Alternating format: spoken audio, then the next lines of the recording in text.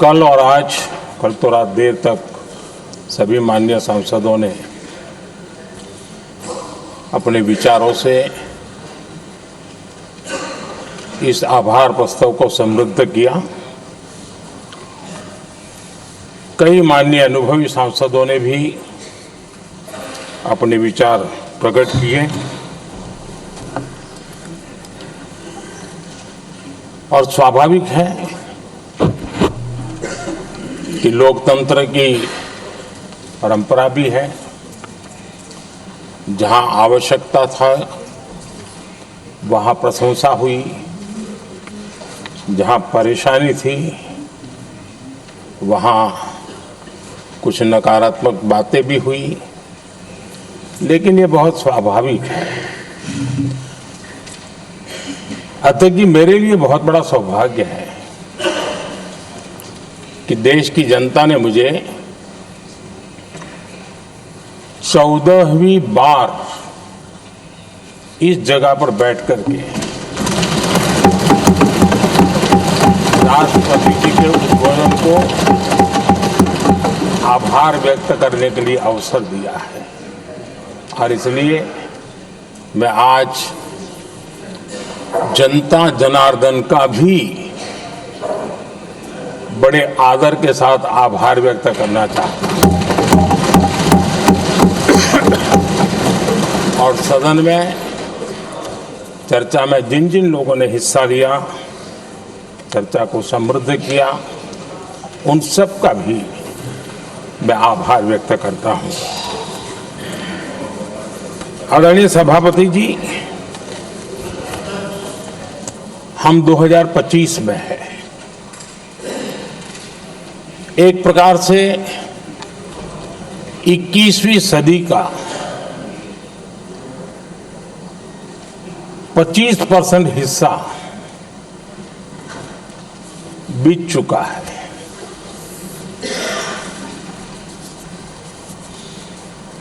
समय तय करेगा 20वीं सदी के आजादी के बाद और 21वीं सदी के प्रथम 25 साल में क्या हुआ, कैसा हुआ।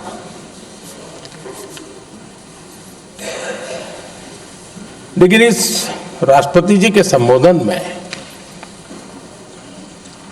अगर हम बारीकी इसको अध्ययन करेंगे तो ये साफ नजर आता है कि उन्होंने देश के सामने भविष्य के 25 वर्ष और विकसित भारत के लिए एक नया विश्वास जगाने वाली बात,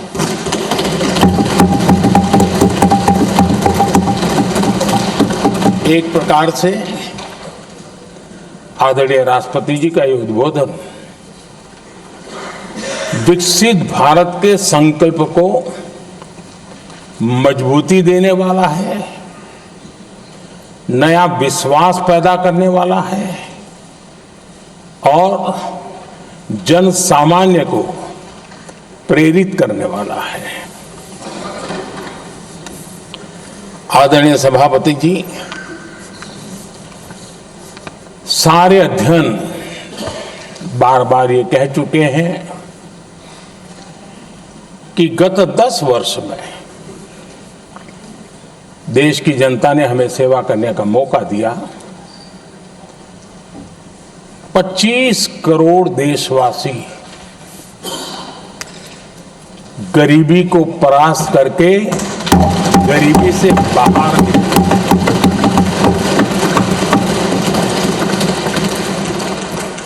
आदरणीय सभापति जी, 5 दशक तक गरीबी हटाओ के नारे सुने हो और अब 25 करोड़ गरीब गरीबी को परास्त करके बाहर निकले, ऐसे ही नहीं हो।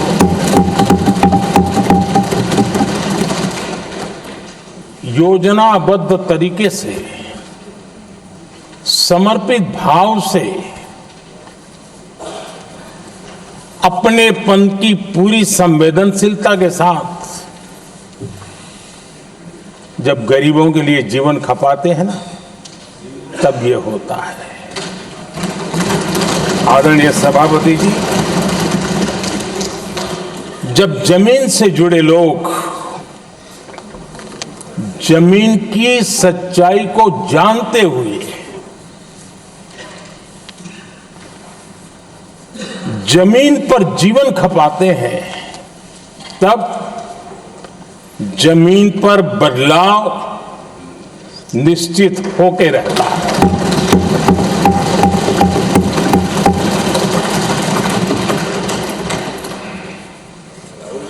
आदरणीय सभापति जी, हमने गरीब को झूठे नारे नहीं, हमने सच्चा विकास दिया।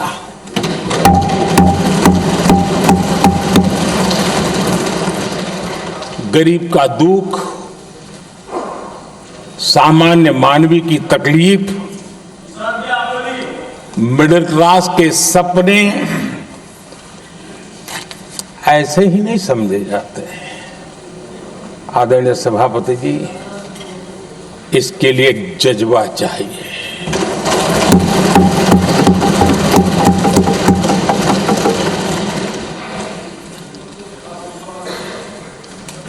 और मुझे दुख के साथ कहना है कि कुछ लोगों में ये है ही नहीं।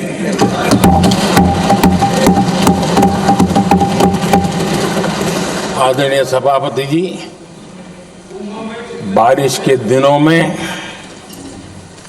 कच्ची छत, फुसकी, प्लास्टिक की चादर वाली छत, उससे नीचे जीवन गुजारना कितना मुश्किल होता है। पल पल सपने रौंद दिए जाते हैं, ऐसे पल होते हैं।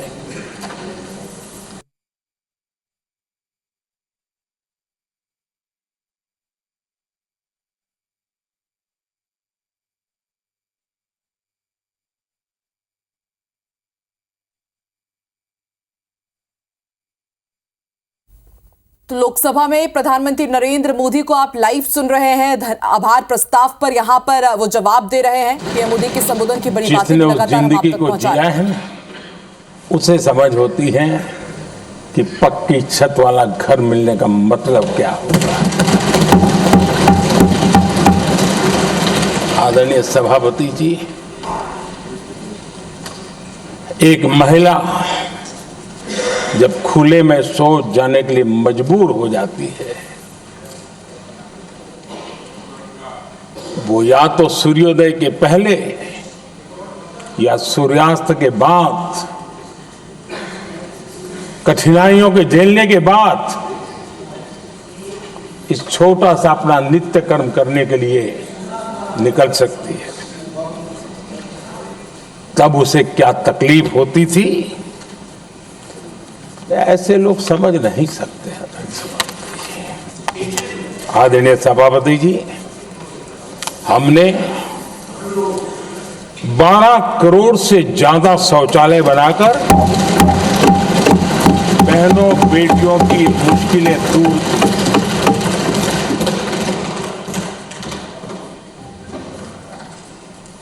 आदरणीय सभापति जी, आजकल मीडिया में ज्यादा ही चर्चा हो रही है, सोशल मीडिया में और अधिक हो रही है। कुछ नेताओं का फोकस घरों में जकूजी पर, स्टाइलिश शावर्स पर, लेकिन हमारा फोकस तो हर घर जल पहुंचाने पर है।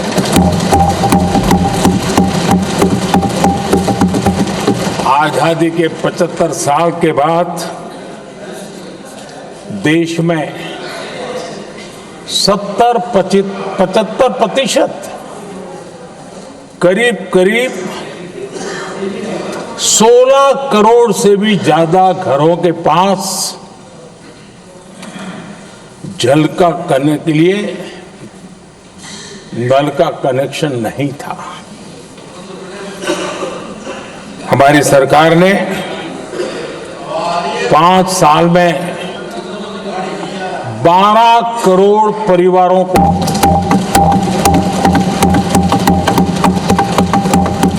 घरों में नल से जल देने का काम किया है और काम तेजी से आगे भी बढ़ रहा है। आदरणीय सभापति जी, हमने गरीबों के लिए इतना काम किया और इसके कारण आदरणीय राष्ट्रपति जी ने अपने अभिभाषण में इसका विस्तार से वर्णन किया है। जो लोग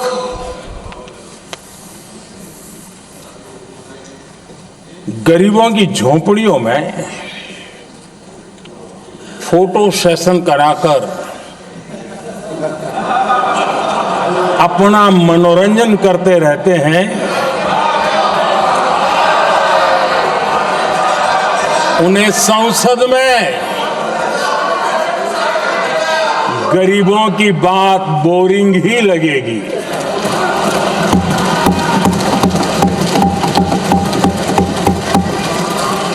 आदरणीय सभापति जी, मैं उनका गुस्सा समझ सकता हूं।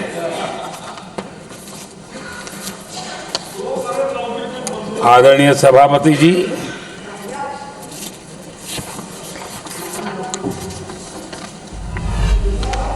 समस्या की पहचान करना एक बात है, लेकिन अगर जिम्मेवारी है तो समस्या की पहचान कर करके छूट नहीं सकते। उसके समाधान के लिए समर्पित भाव से प्रयास करना होता है। हमने देखा है और पिछले 10 साल के हमारे काम को देखा होगा और राष्ट्रपति जी के अभिभाषण में भी देखा होगा। हमारा प्रयास समस्या की समाधान का रहता है और हम समर्पित भाव से प्रयास करते हैं। आदरणीय सभापति जी, हमारे देश में एक प्रधानमंत्री हुआ करते थे।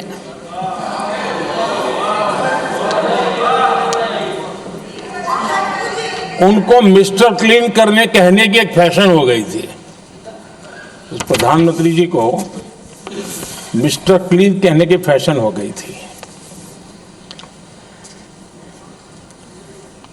उन्होंने एक समस्या को पहचाना था और उन्होंने कहा था कि दिल्ली से 1 रुपया निकलता है तो गांव में 15 पैसा पहुंचता है।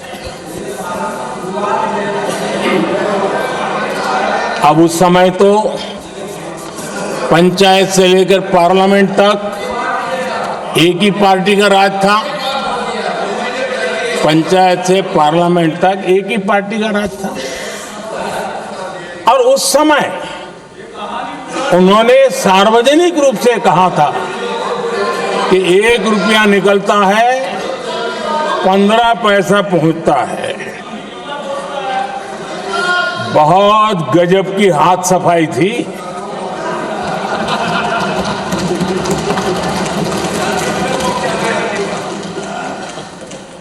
$15 पैसा किसके पास जाता था, ये देश का सामान्य मानवी भी आसानी से समझ सकता है।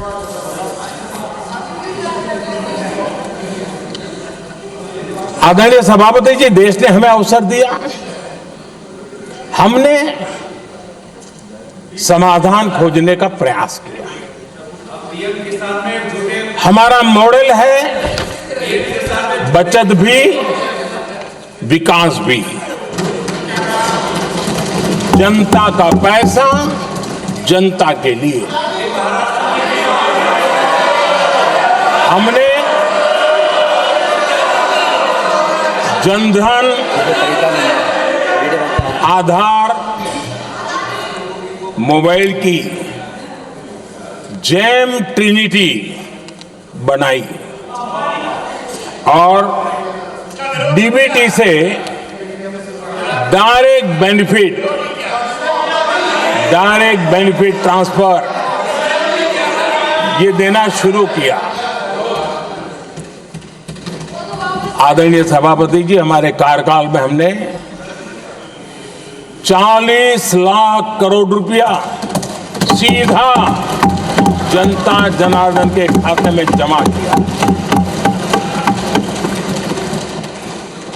आदरणीय सभापति जी, इस देश का दुर्भाग्य देखिए, सरकारें कैसी चलाई गई, किसके लिए चलाई गई। माननीय सदस्य, मैं सबसे आपसे आग्रह कर रहा हूं, आप सदन की गरिमा बनाए रखें। बैठे बैठे कोई माननीय सदस्य टिप्पणी नहीं करे, उचित नहीं है, ये गलत तरीका है आपका।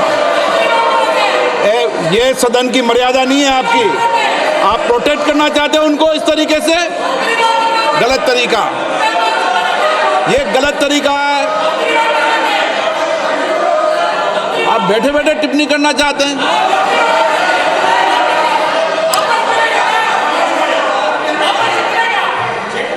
आदरणीय सभापति जी,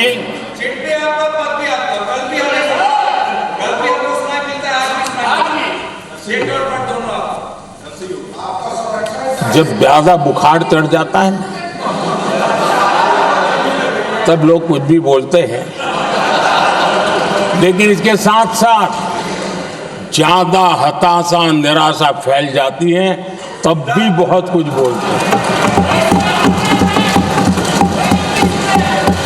आदरणीय सभापति जी, जिनका जन्म नहीं हुआ था, जो भारत की इस धरती पर अवतरित नहीं हुए थे, ऐसे 10 करोड़ फर्जी लोग सरकारी खजाने से अलग अलग योजनाओं का फायदा ले रहे थे। आदरणीय सभापति जी, सही को अन्याय न हो इसलिए राजनीतिक फायदा नुकसान की परवाह किए बिना हमने इन 10 करोड़ फर्जी नामों को हटाया और असली लाभार्थियों को खोज खोज करके उन तक मदद पहुंचाने का अभियान चलाया। आदरणीय सभापति जी, ये 10 करोड़ फर्जी लोग जब हटे और भिन्न भिन्न योजनाओं का हिसाब लगाएं तो करीब करीब 3 लाख करोड़ रुपया गलत हाथों से जाने से बच गए। मैं हाथ किसका था ये नहीं कह रहा हूं, गलत हाथों से। आदरणीय सभापति जी, हमने सरकारी खरीद में भी टेक्नोलॉजी का भरपूर उपयोग किया, ट्रांसपेरेंसी लाए और जेम पोर्टल, जो आज राज्य सरकारें भी उसका उपयोग कर रही है, जेम पोर्टल से जो खरीदी हुई उससे आमतौर पर जो खरीदी होती है उससे कम पैसों में खरीदी हुई और सरकार के 1,15,000 करोड़ रुपए की बचत हुई।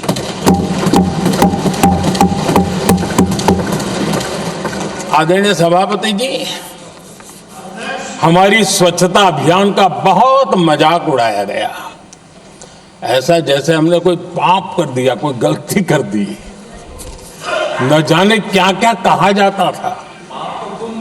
लेकिन आज मुझे संतोष से कहना है कि इन सफाई के कारण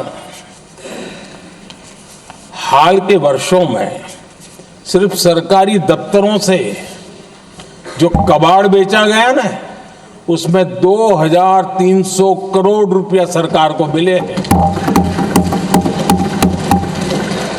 महात्मा गांधी ट्रस्टीशिप के सिद्धांत की बात करते थे।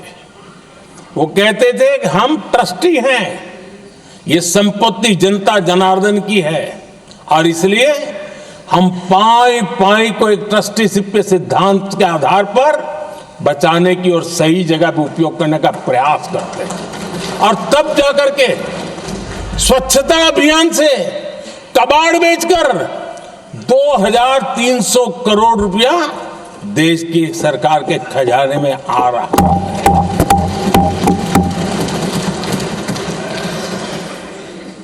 आदरणीय सभापति जी, हमने एक महत्वपूर्ण निर्णय लिया इथेनॉल ब्लेंडिंग का। हम जानते हैं हम एनर्जी इंडिपेंडेंट नहीं है, हमें बाहर से लाना पड़ता है। जब इथेनॉल ब्लेंडिंग किया और हमारे पेट्रोल डीजल की आय कम हुई, उस एक निर्णय से 1 लाख करोड़ रुपए का फर्क पड़ा है और ये पैसे करीब करीब 1 लाख करोड़ रुपया किसानों की जेब में गया है। आदरणीय सभापति जी, मैं बचत की तो बात कर रहा हूं, लेकिन पहले अखबारों की हेडलाइन हुआ करती थी, इतने लाख के घोटाले, इतने लाख के घोटाले, इतने लाख के घोटाले।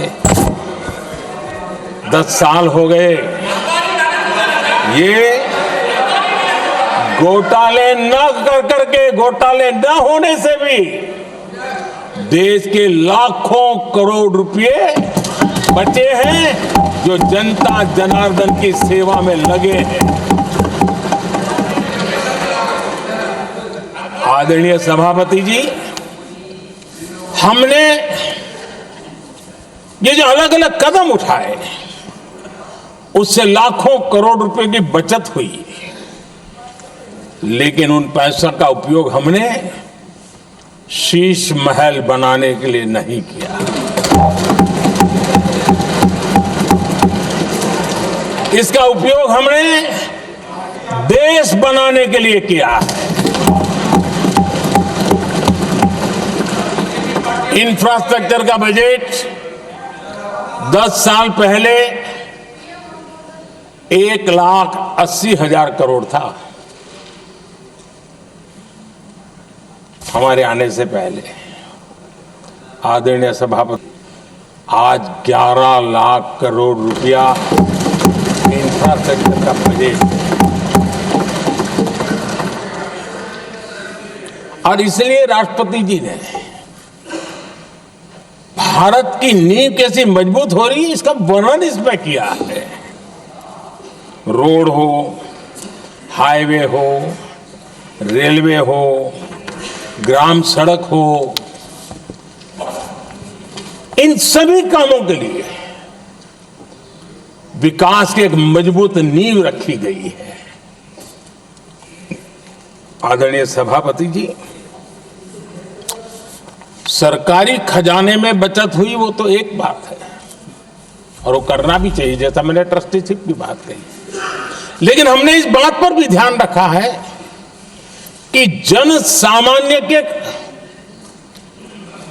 उनको भी बचत का लाभ मिलना चाहिए। योजना ऐसी हो ताकि जनता को भी बचत हो। और आपने देखा होगा आयुष्मान भारत योजना, बीमारी के कारण सामान्य मानवी को जो खर्च होता था, अब तक जिन लोगों ने इसका बेनिफिट लिया है उसी के हिसाब से मैं कहता हूं कि करीब करीब देशवासियों का आयुष्मान योजना का बेनिफिट लेते के कारण जो खर्चा उनको अपने जेब से करना पड़ता, वैसे 1,20,000 करोड़ रुपया जनता जनार्दन के बचे हैं।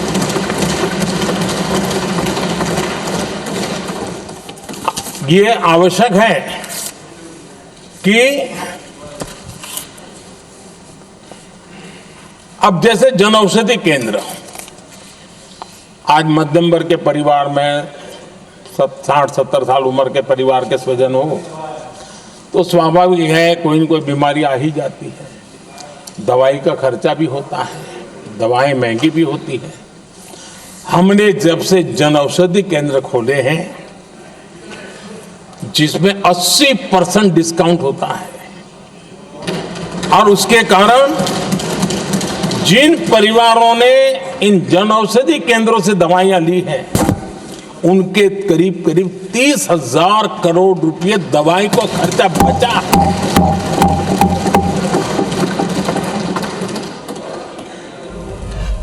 आदरणीय अध्यक्ष जी, यूनिसेफ का भी अनुमान है, उनका कहना है कि जिसके घर में स्वच्छता और टॉयलेट बना, उन्होंने इसका बड़ा सर्वे किया था, उस परिवार को करीब करीब साल भर में 70,000 रुपए की बचत की है। स्वच्छता अभियान कहो, टॉयलेट बनाने का काम कहो, शुद्ध जल पहुंचाने का काम करो, कितना बड़ा फायदा हमारे सामान्य परिवार को हो रहा है। आदरणीय अध्यक्ष जी, नल से जल, मैंने प्रारंभ में उसका उल्लेख किया। WHO की एक रिपोर्ट आई है। WHO का कहना है कि नल से जल शुद्ध पानी मिलने के कारण उन परिवारों में जो अन्य बीमारियों के खर्चे होते थे, औसत 40,000 रुपया परिवार का बचा है।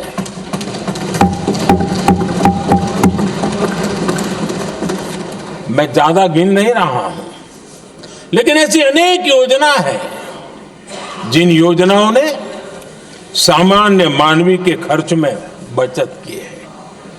आदरणीय सभापति जी, करोड़ों देशवासियों को मुफ्त अनाज, उसके भी उस परिवार के हजारों रुपये बचते हैं। PM सूर्यघर मुफ्त बिजली योजना,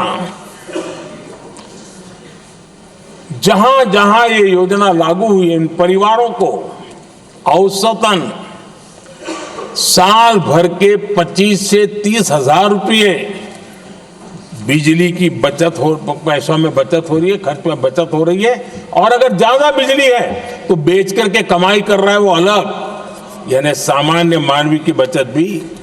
हमने LED बल्ब का एक अभियान चलाया था।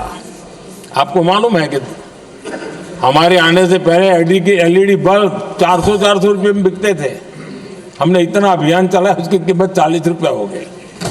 और LED बल्ब के कारण बिजली की भी बचत हुई और उजाला भी ज्यादा मिला, और उसमें देशवासियों के करीब 20,000 करोड़ रुपए बचे हैं।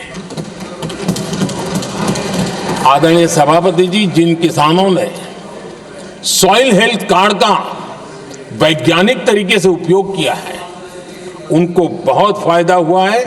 और ऐसे किसानों को प्रति एकड़ 30,000 रुपए की बचत हुई है। आदरणीय अध्यक्ष जी, बीते 10 साल में इनकम टैक्स को कम करके भी हमने मिडिल क्लास की बचत को बढ़ाने का काम किया है। आदरणीय अध्यक्ष जी, 2014 के पहले ऐसे बम गोले फेंके गए, बंदूक की ऐसी गोलियां चलाई गई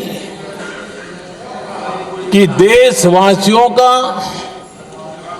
जीवन छलनी कर दिया गया था। हमने धीरे धीरे उन घावों को भरते भरते आगे बढ़े। 2 लाख करोड़ रुपया, 2 लाख रुपया 2013-14 में 2 लाख रुपये, सिर्फ 2 लाख रुपये उस पर इनकम टैक्स माफी थी। और आज 12 लाख रुपए संपूर्ण रूप से इनकम टैक्स से मुक्ति। और हमने बीच के कालखंड में भी 14 में भी 17 में भी 19 में भी 23 में भी हम लगातार ये करते आए, घाव भरते गए और आज बैंडेज बाकी था वो भी कर लिया। स्टैंडर्ड डिडक्शन उसके अगर 75,000 जोड़ दें तो 1 अप्रैल के बाद देश में जो सैलरीड क्लास हैं उनके 13.25 लाख रुपए पर तक कोई इनकम टैक्स नहीं देना पड़ेगा।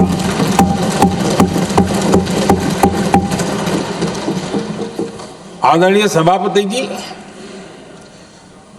आप जिस समय युवा मोर्चा में काम करते थे तब एक बात आप सुनते होंगे, पढ़ते भी होंगे। एक प्रधानमंत्री आए दिन 21वीं सदी बोला करते थे। एक प्रकार से रट गया था, तकिया कलाम जैसा हो गया था, तो बोलते थे 21वीं सदी।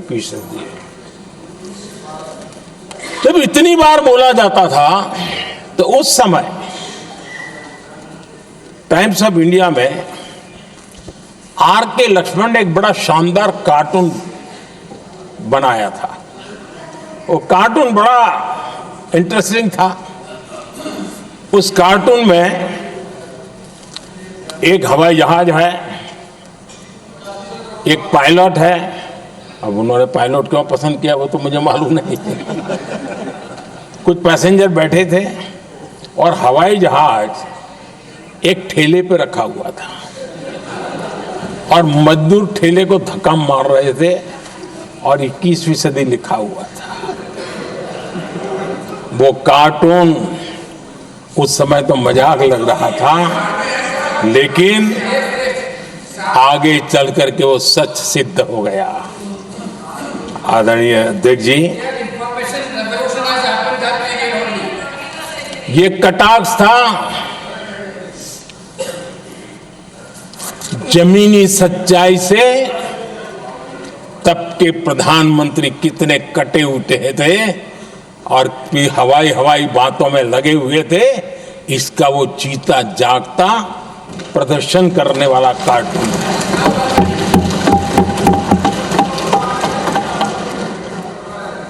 आदरणीय अध्यक्ष जी, जिन्होंने तब 21वीं सदी की बातें की थी, वो 20वीं सदी की जरूरतों को भी पूरा कर नहीं पाए थे। आदरणीय अध्यक्ष जी, आज जब मैं देखता हूं, पिछले 10 साल से सारे बीतों को बारीकी से देखने का अवसर मिला है, तो मुझे बड़ा दर्द होता है। हम 40-50 साल लेट हैं, जो काम 40-50 साल पहले हो जाने चाहिए थे। और इसलिए ये साल जब 2014 से देश की जनता ने हमको सेवा का अवसर दिया, हमने ज्यादा से ज्यादा युवाओं पर फोकस किया। हमें युवाओं की आकांक्षाओं पर बल दिया। हमने युवाओं के लिए ज्यादा अवसर बनाए। हमने कई क्षेत्रों को खोल दिया और जिसके कारण हम देख रहे हैं देश के युवा अपने सामर्थ्य का परचम लहरा रहे हैं। देश में हमने स्पेस सेक्टर को खोल दिया, डिफेंस सेक्टर को खोला, सेमीकंडक्टर मिशन लेकर के आए, इनोवेशन को बढ़ावा देने के लिए अनेक नई योजनाओं को हमने आकार दिया। स्टार्टअप इंडिया इकोसिस्टम पूरा डेवलप किया। और इस बजट में भी आदरणीय अध्यक्ष जी एक बहुत महत्वपूर्ण निर्णय हुआ है। 12 लाख की आय पर इनकम टैक्स की माफी, ये समाचार इतना बड़ा बन गया कि बहुत सी महत्वपूर्ण चीजों पर अभी भी कुछ लोगों का ध्यान नहीं गया है। वो महत्वपूर्ण निर्णय हुआ है, हमने न्यूक्लियर एनर्जी सेक्टर को ओपन कर दिया और इसके दूरगामी सकारात्मक प्रभाव और परिणाम देश को देखने के लिए मिलने वाले हैं। आदरणीय अध्यक्ष जी, AI, 3D printing, robotics, virtual reality की चर्चा हम तो गेमिंग का भी महात्मा क्या होता है इसके लिए भी प्रयास करने वाले लोगों में से। मैंने देश के नौजवानों से कहा है कि दुनिया का गेमिंग क्रिएशन का, क्रिएटिविटी वर्ल्ड का कैपिटल भारत क्यों न बने। और मैं देख रहा हूं बहुत तेजी से हमारे लोग काम कर रहे हैं।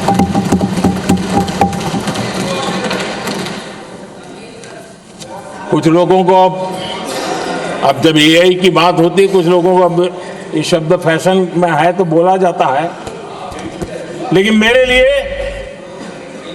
सिंगल एआई नहीं है, डबल एआई है। भारत की डबल ताकत है। एक एआई आर्टिफिशियल इंटेलिजेंस, दूसरा एआई एस्पिरेशनल इंडिया।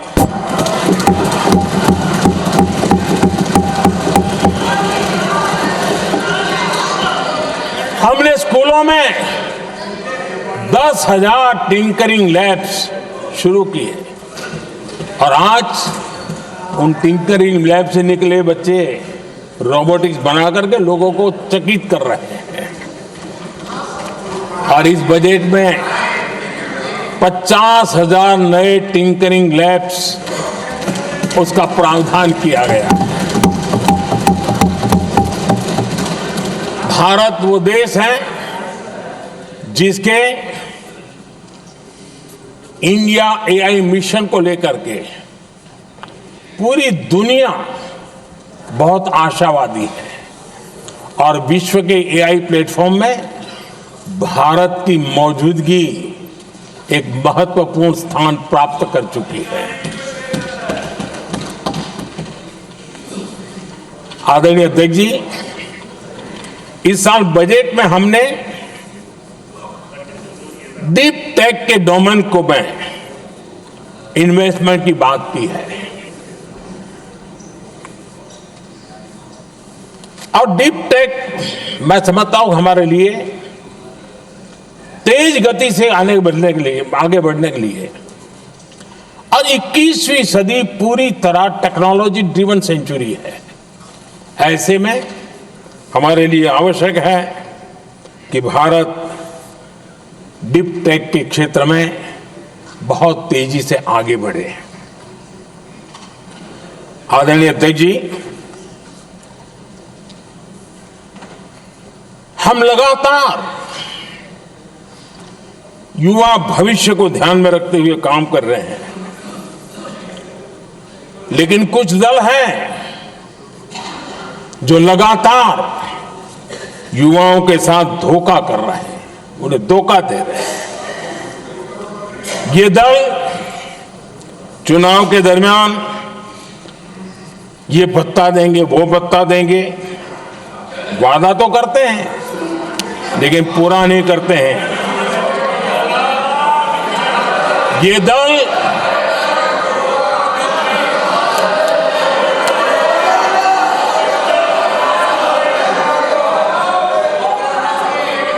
प्लीज माननीय सदस्य गरिमा प्रतिष्ठा बनाए रखें। भारत की संसद में आप प्लीज बैठे बैठे टिप्पणी नहीं करें और नए माननीय सदस्य बैठे बैठे टिप्पणी कर रहे हैं।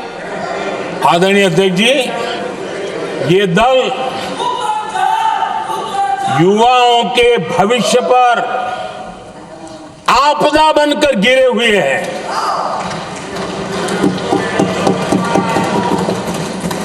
आदरणीय अध्यक्ष जी, हम कैसे काम करते हैं ये हरियाणा में अभी अभी देश ने देखा है। बिना खर्ची, बिना पर्ची नौकरी देने का वादा किया था, सरकार बनते ही नौकरी मिल गई नौजवानों को। हम जो कहते हैं उसी का परिणाम है। आदरणीय अध्यक्ष जी, हरियाणा में तीसरी बार भव्य विजय और हरियाणा में के इतिहास में तीसरी बार विजय, ये अपने आप में ऐतिहासिक घटना है। आदरणीय अध्यक्ष जी, महाराष्ट्र में भी ऐतिहासिक परिणाम, जनता जनार्दन के आशीर्वाद। महाराष्ट्र के इतिहास में सत्ता पक्ष के पास इतनी सीटें पहली बार, ये जनता जनार्दन के आशीर्वाद से हम करके आए हैं।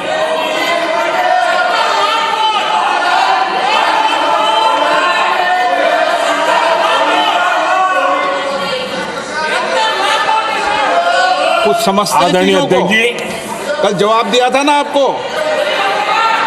चलिए। आदरणीय राष्ट्रपति जी ने अपने अभिभाषण में हमारे संविधान के 75 वर्ष होने पर भी विस्तार से चर्चा की है।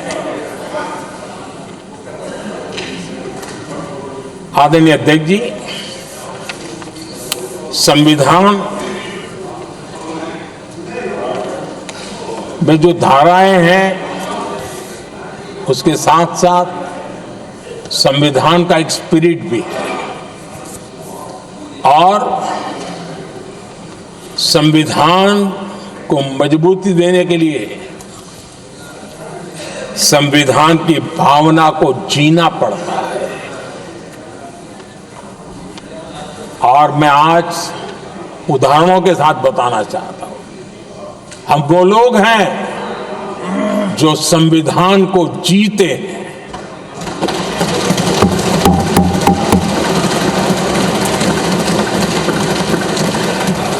आदरणीय अध्यक्ष महोदय, हमारे यहां ये बात सही है, परंपरा है कि राष्ट्रपति जी जब उद्बोधन करते हैं तो उस सरकार के उस साल के कार्यकाल का ब्यौरा देते हैं। उसी प्रकार से राज्यों में गवर्नर का जो उद्बोधन होता है सदन में, वो उस राज्य के कार्यकलापों का ब्यौरा देते हैं। संविधान और लोकतंत्र का स्पिरिट क्या होता है? जब गुजरात के 50 वर्ष हुए, गोल्डन जुबली ईयर मना रहे थे और सद्भाग्य से मुझे उस समय मुख्यमंत्री के रूप में सेवारत था मैं, तो हमने एक महत्वपूर्ण निर्णय किया। हमने किया इस गोल्डन जुबली ईयर में पिछले 50 वर्ष में सदन में जितने भी गवर्नर के भाषण हुए हैं, मतलब उस समय की सरकारों का ही वाहवाही उसमें होती है, हमने कहा कि उन 50 साल में जितने भी गवर्नर के भाषण हुए हैं सबको ही एक पुस्तक के रूप में तैयार किया जाए, ग्रंथ बनाया जाए और आज सभी लाइब्रेरीज में वो ग्रंथ अवेलेबल है। मैं तो बीजेपी वाला था, गुजरात में तो ज्यादातर कांग्रेस की सरकारें रही थी, उन सरकारों के गवर्नर के भाषण थे, लेकिन उसको भी प्रसिद्ध कराने का काम भाजपा से बना एक मुख्यमंत्री कर रहा था। क्यों? हम संविधान को जीना जानते हैं, हम संविधान को समर्पित है, हम संविधान के स्पिरिट को समझते हैं। आदरणीय अध्यक्ष जी,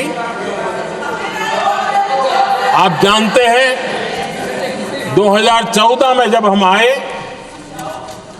तब मान्य विपक्ष नहीं था, रिकॉग्नाइज्ड अपोजिशन पार्टी नहीं थी, उतने अंक भी लेकर के कोई नहीं आए थे। भारत के अनेक कानून ऐसे थे कि हमें पूरी स्वतंत्रता थी उस कानून के हिसाब से काम करने की। अनेक कमेटियां ऐसी थी जिसमें लिखा था लीडर ऑफ द अपोजिशन उसमें आएंगे, लेकिन अपोजिशन था ही नहीं, रिकॉग्नाइज अपोजिशन नहीं था। ये हमारा संविधान जीने का स्वभाव था, ये हमारा संविधान का स्पिरिट था, ये हमारी लोकतंत्र की मर्यादाओं का पालन करने का इरादा था। हमने तय किया कि भले मान्य विपक्ष नहीं होगा, रिकॉग्नाइज अपोजिशन नहीं होगा, लेकिन जो सबसे बड़े दल का सब नेता है उसको मीटिंगों में बुलाएंगे। ये लोकतंत्र का स्पिरिट होता है, तब होता है।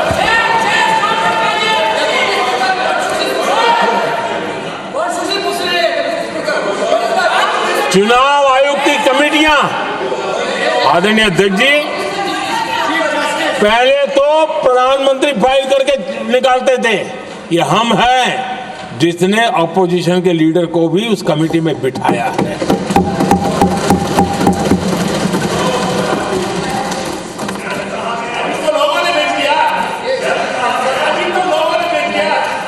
और हमने इसके लिए कानून भी बनाया और आज विधिवत रूप से इलेक्शन कमीशन बनेगा तो अपोजिशन लीडर भी उसके निर्णय की प्रक्रिया में हिस्सा होंगे।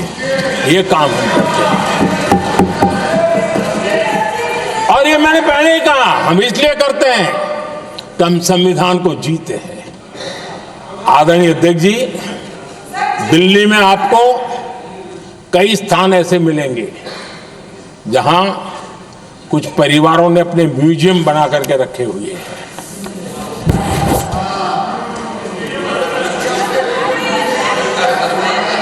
जनता जनार्दन के पैसों से काम हो रहा है। लोकतंत्र का स्पिरिट क्या होता है, संविधान को जीना किसको कहते हैं। हमने पीएम म्यूजियम बनाया और देश के पहले से लेकर के मेरे पूर्व तक के सभी प्रधानमंत्रियों के जीवन को और उनके कार्य को उस पीएम म्यूजियम बनाया गया है। और मैं तो चाहूंगा कि पीएम म्यूजियम में जो जो महापुरुष हैं उनके परिवारजनों ने समय निकाल करके उस म्यूजियम को देखना चाहिए और उसमें कुछ जोड़ने के लगता है तो सरकार का ध्यान आकर्षित करना चाहिए ताकि वो म्यूजियम समृद्ध हो और देश के बालकों को प्रेरणा। ये होता है संविधान की भावना।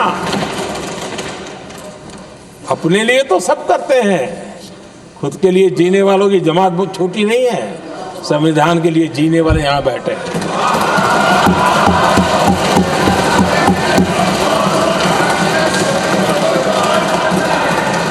आदरणीय अध्यक्ष जी,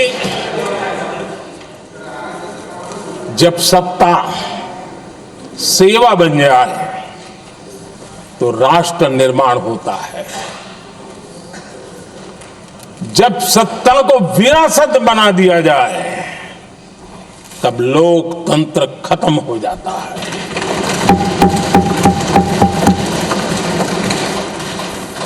आदरणीय अध्यक्ष जी, हम संविधान की भावना को लेकर के चलते हैं, हम जहर की राजनीति नहीं करते हैं।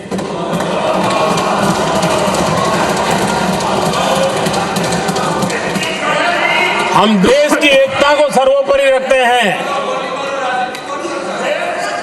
और इसलिए सरदार वल्लभ भाई पटेल का दुनिया का सबसे ऊंचा स्टैच्यू बनाते हैं और स्टैच्यू ऑफ यूनिटी देश को जोड़ने का जिस महापुरुष ने काम किया उसका हम स्मरण करते हैं। और वो भाजपा के नहीं थे, वो जनसंघ के नहीं थे। हम संविधान को जीते हैं, इसलिए इस सोच से आगे बढ़ते हैं।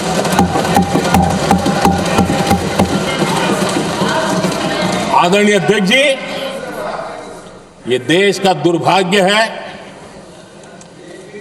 कि आजकल कुछ लोग अर्बन नक्सल की भाषा खुलेआम बोल रहे हैं।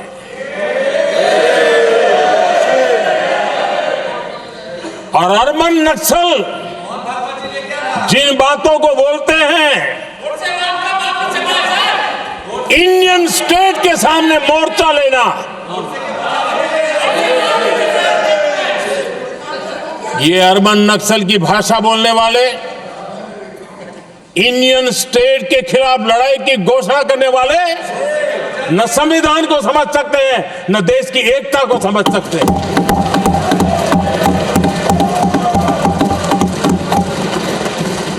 आदरणीय अध्यक्ष जी, 7 दशक तक जम्मू एंड कश्मीर और लद्दाख उसे संविधान के अधिकारों से वंचित रखा गया।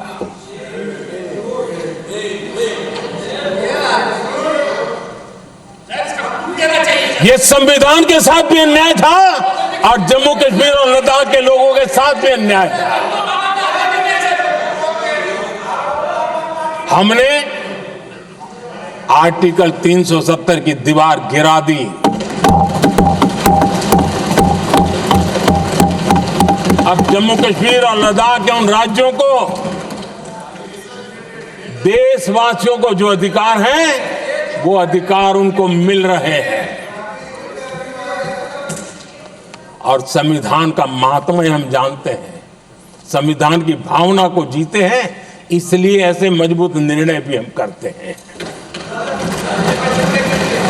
आदरणीय अध्यक्ष जी, हमारा संविधान हमें भेदभाव करने का अधिकार नहीं देता है। जो लोग संविधान को जेब में लेकर के जीते हैं, उनको पता नहीं है कि आपने मुस्लिम महिलाओं को कैसी मुसीबतों में जीने के लिए मजबूर कर दिया था। हमने ट्रिपल तलाक का खात्मा कर करके संविधान की भावना के अनुरूप मुस्लिम बेटियों को हक देने का काम किया है, समानता का अधिकार दिया है।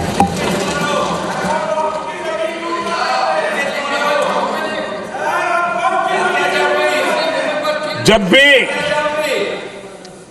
देश में एनडीए की सरकार रही है, हमने एक लंबे विजन के साथ काम किया है। पता नहीं देश को बांटने के लिए किस किस प्रकार की भाषाओं का प्रयोग किया जा रहा है। हताशा, निराशा पता नहीं उनको कहां तक ले जाएगी, लेकिन हमारी सोच कैसी है, एनडीए के साथी मिलकर के किस दिशा में सोचते हैं।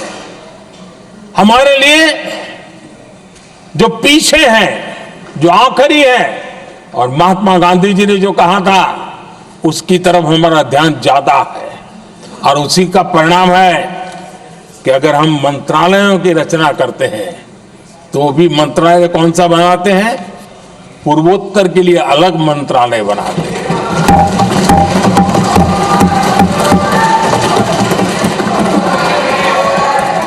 हम देश में इतने साल हो गए, अटल जी आए तब तक किसी को समझ नहीं आया था। भाषण तो देते रहते हैं। आदिवासियों के लिए अलग मंत्रालय एनडीए ने बनाया। आदरणीय अध्यक्ष जी, हमारे दक्षिण के राज्य समुद्री तट से जुड़े हैं। हमारे पूर्व के कई राज्य समुद्री तट से जुड़े हैं। वहां के समाज में फिशरीज का काम और फिशरमैन की संख्या बहुत बड़ी तादाद में है। उनका भी ख्याल रखना चाहिए। और जमीन के भीतर के छोटे पानी के जो इलाके रहते हैं, वहां भी फिशरमैन के रूप में काम करने वाले समाज के आखिरी तबके के लोग हैं। ये हमारी सरकार है जिन्हें फिशरीज के लिए अलग मंत्रालय बनाया।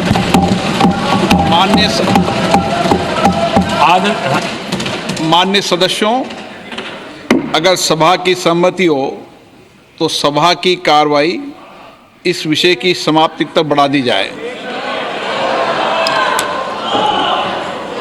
माननीय प्रधानमंत्री जी। आदरणीय अध्यक्ष जी, समाज के दबे कुचले वंचित लोग, इनके अंदर एक सामर्थ्य होता है। अगर स्किल डेवलपमेंट पर बल दिया जाए तो उनके लिए नए अवसर बन सकते हैं, उनकी आशा आकांक्षा अनुरूप जिंदगी बना सकते हैं। और इसलिए हमने अलग स्किल मंत्रालय बनाया। आदरणीय अध्यक्ष जी, देश में लोकतंत्र का पहला धर्म होता है कि हम सत्ता को सामान्य से सामान्य नागरिक तक उसका अवसर मिले। और इस बात को ध्यान में रखते हुए भारत के कोऑपरेटिव सेक्टर को और समृद्ध बनाने के लिए और तंदुरुस्त बनाने के लिए देश के करोड़ों लोगों को जोड़ने का उसमें अवसर है।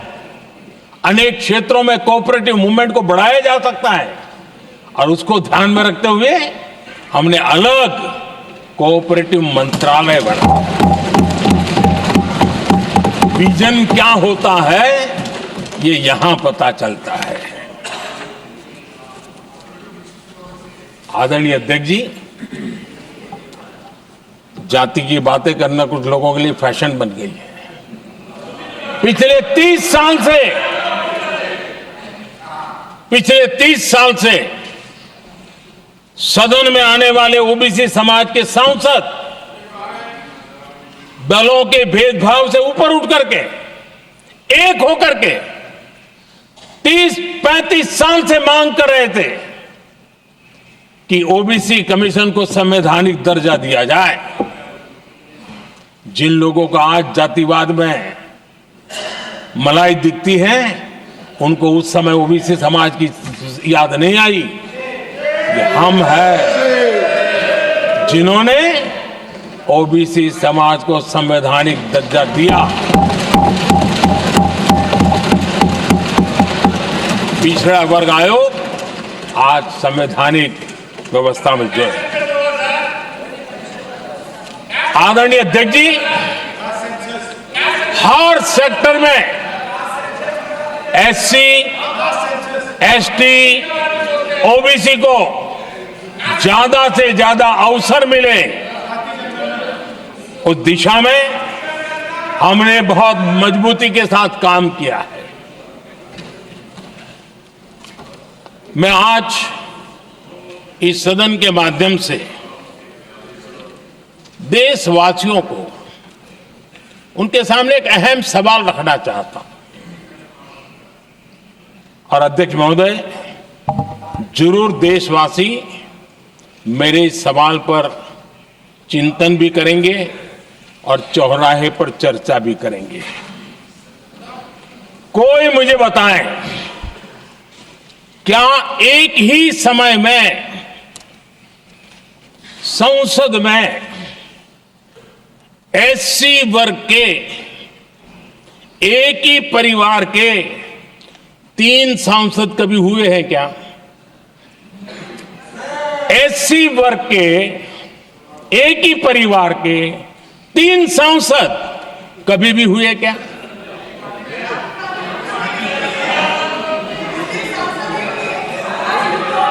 मैं दूसरा सवाल पूछता हूं, कोई मुझे बताए कि एक ही कालखंड में, एक ही समय में संसद में एसटी वर्ग के एक ही परिवार के 3 एमपी हुए हैं क्या?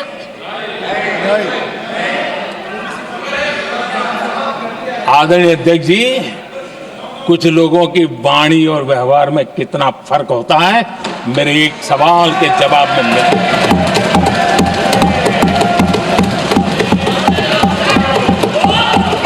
जमीन आसमान का अंतर होता है, रात दिन का अंतर होता है।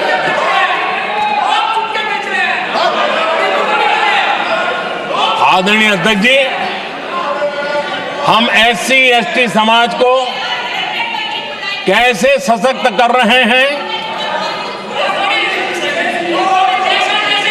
आदरणीय अध्यक्ष जी, समाज में तनाव पैदा किए बिना एकता की भावना को बरकरार रखते हुए समाज के वंचितों का कल्याण कैसे किया जाता है, इसका मैं एक उदाहरण देता हूं।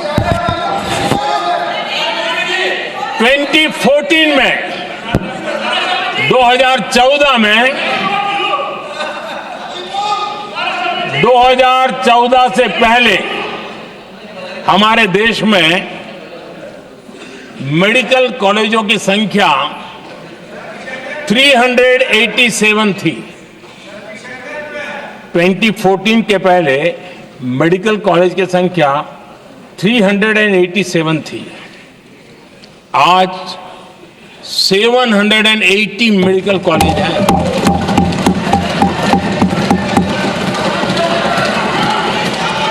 अब मेडिकल कॉलेज बड़े हैं तो सीटें भी बड़ी हैं। ये बहुत महत्वपूर्ण एंगल है आदरणीय अध्यक्ष जी, और इसलिए कॉलेजें बड़ी हैं, सीटें भी बड़ी हैं।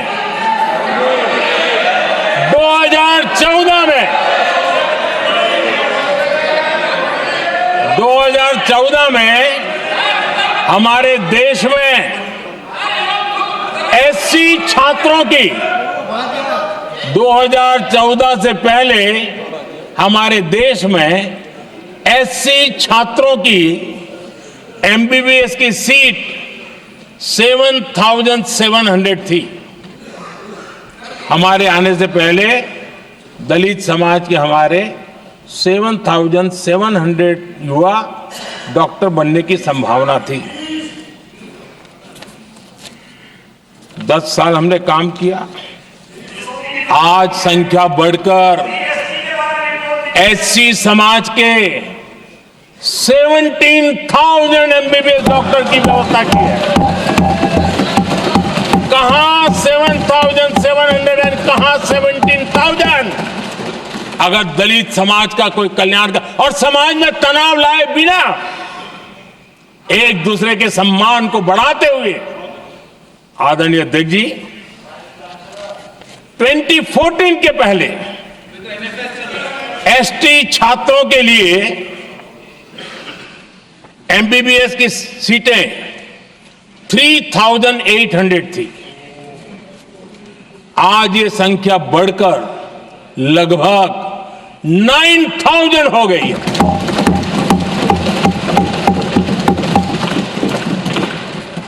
(2014) के पहले OBC के छात्रों के लिए MBBS में 14,000 से भी कम, 14,000 से भी कम सीटें थी।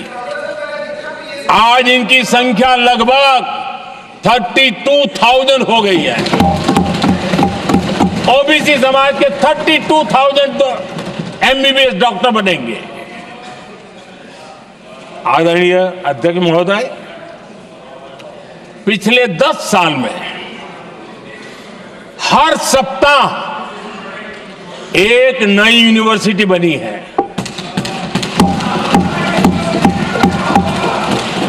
हर दिन एक नई ITI बनी है।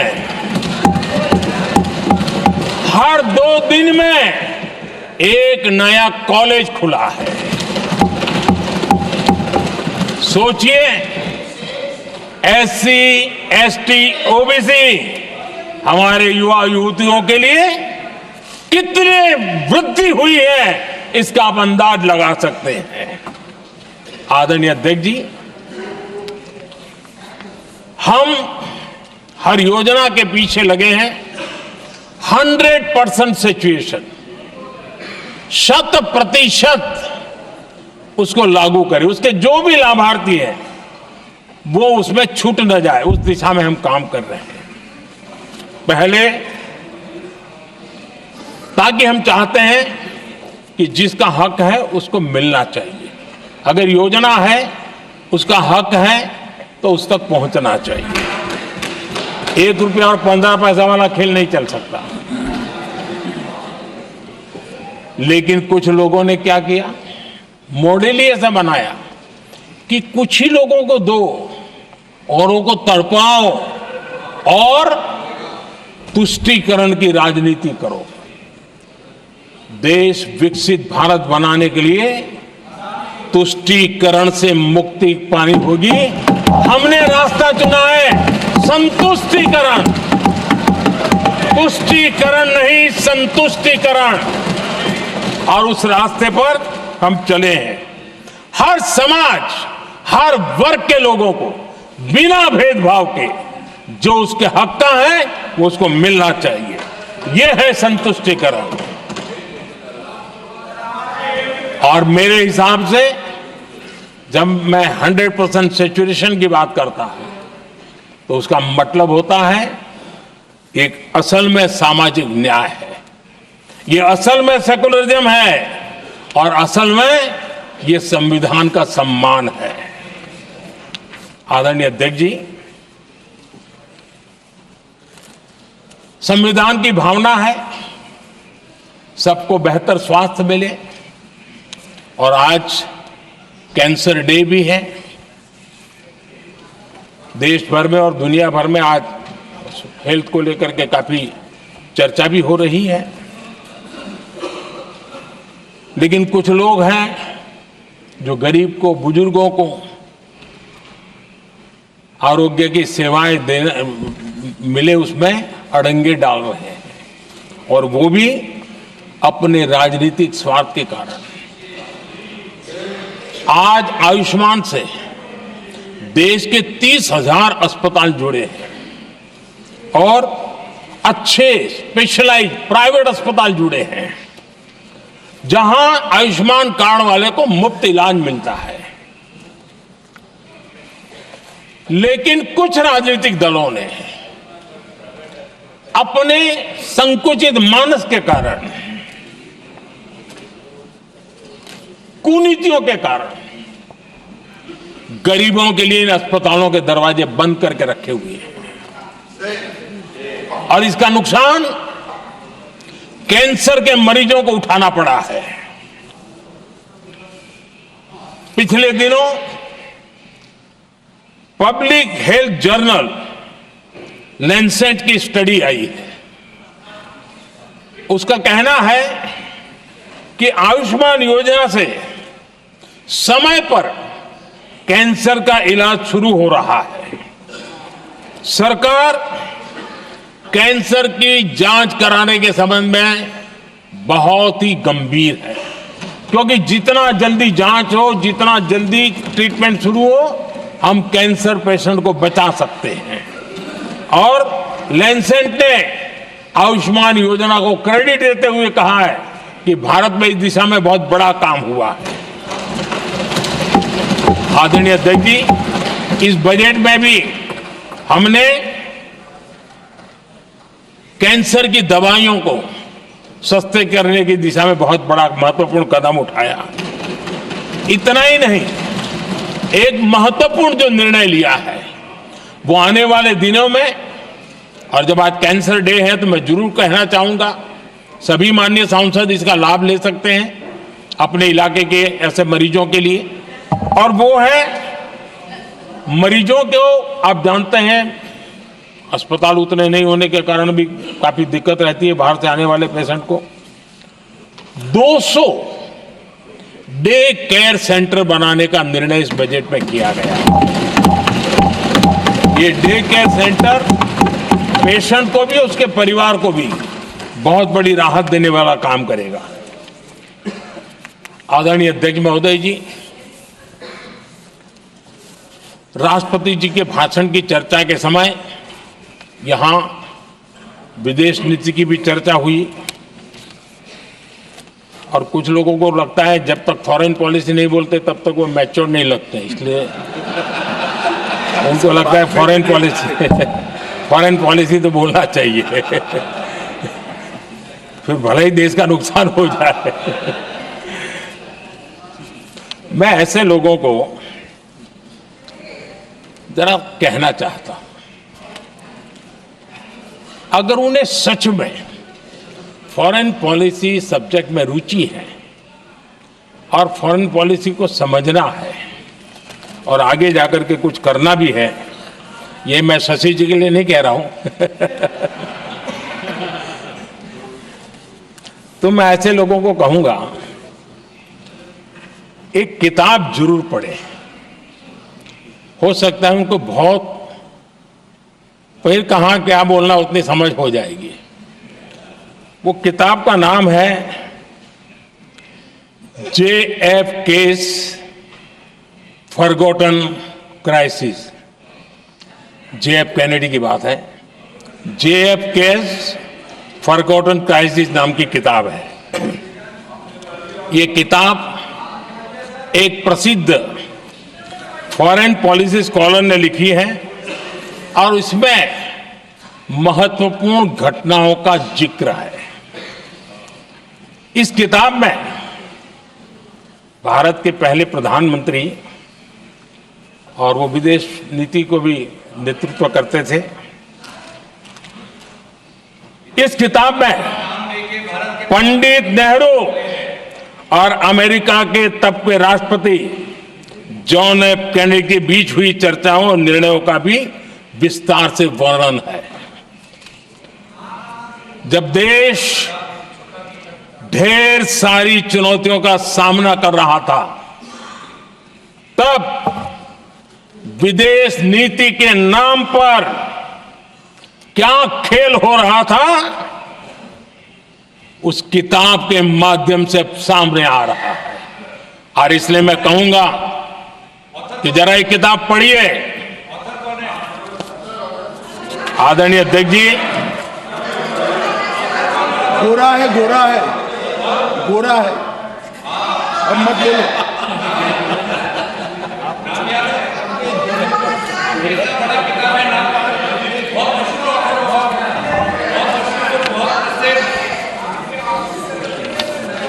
आदरणीय अध्यक्ष जी, राष्ट्रपति जी के अभिभाषण के बाद एक महिला राष्ट्रपति जी, एक गरीब परिवार की बेटी